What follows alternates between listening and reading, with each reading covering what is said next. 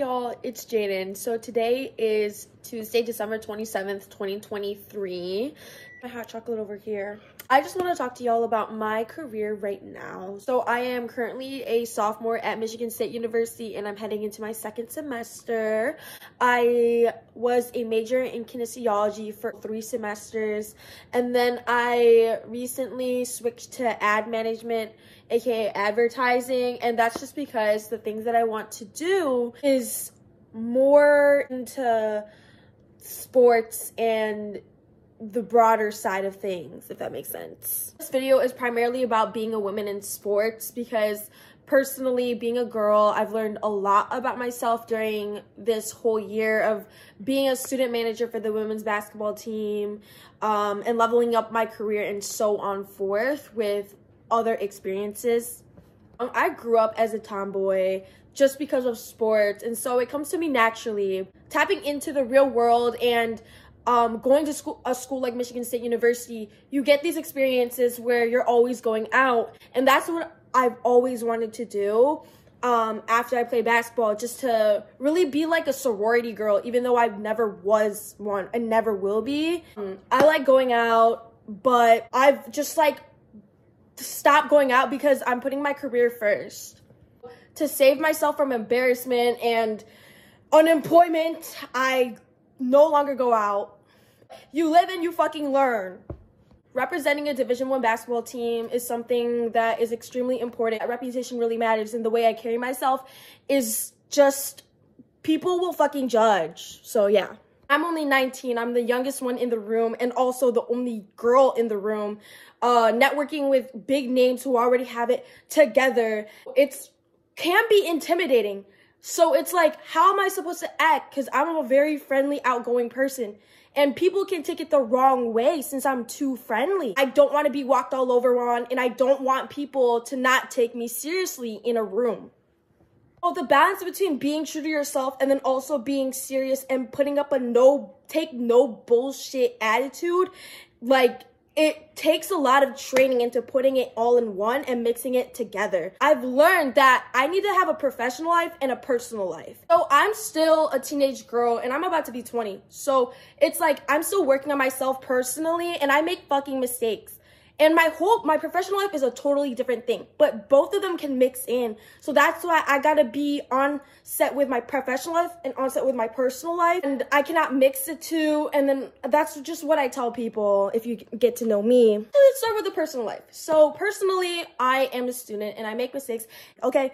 And so, I'm working on respecting myself, on knowing who should be allowed into my inner circle and who deserves my energy. My professionalism, it really adds value to how I feel about myself and like the importance I feel of being on this earth, because the shit that I do, it's like probably would be someone's dream, Personally, it's like I'm working on confidence, on how I treat other people and all of that. Whereas professionally, it's like you gotta network, and be your best self in the fucking room and literally speak up for who you are in the room.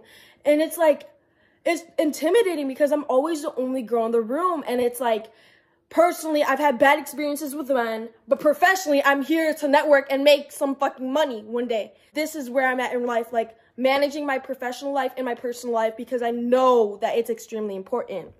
Being a woman in sports, it's really hard, and I don't think it's meant for everyone, but everything I do is for my younger self.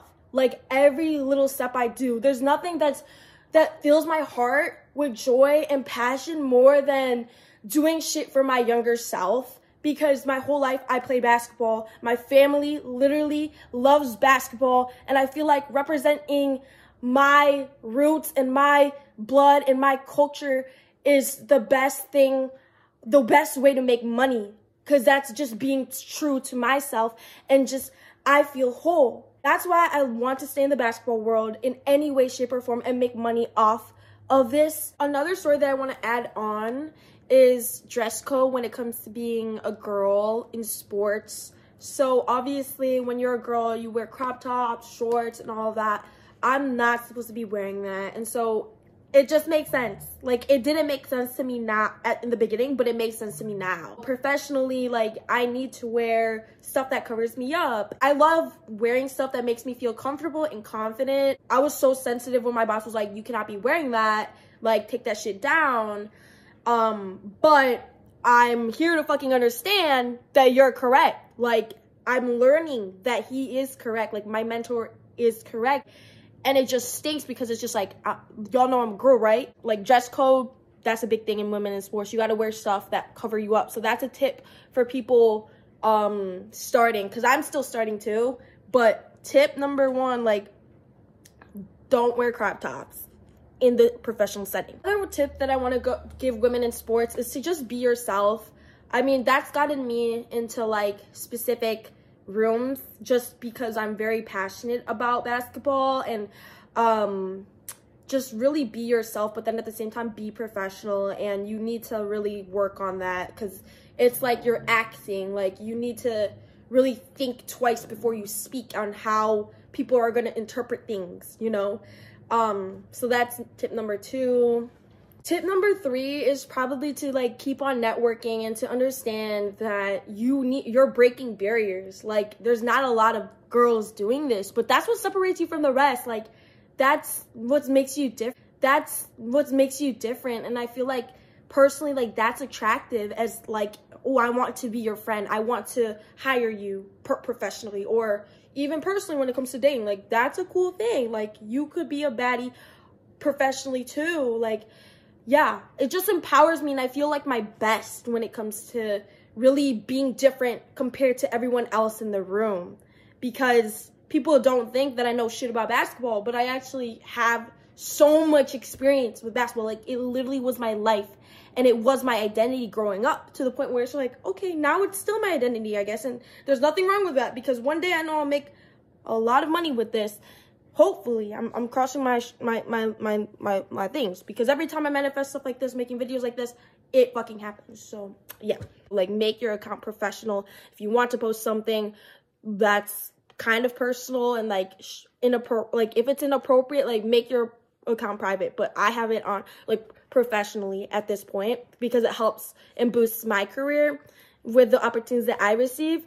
You know, like, without Instagram, I wouldn't have met my mentor, where I get to rebound for NBA players. I wouldn't be able to get in my favorite court for basketball, like networking with like WNBA players, ex-WNBA players, like FIBA players, people like prominent in women in sports in the Chicago area. I also went there again yesterday to help Project Love Chicago, which is like a nonprofit organization to help like rebuild the wealth gap, like, in all Black communities, because there is an inequality, and I'm really passionate about that too. Like, I want to make change in the world, and I just want to see equality, not just for like people of color, but obviously for women in sports. There needs, like, that's what I'm representing, because I'm a Filipino American. Like, I'm representing like the minority of females,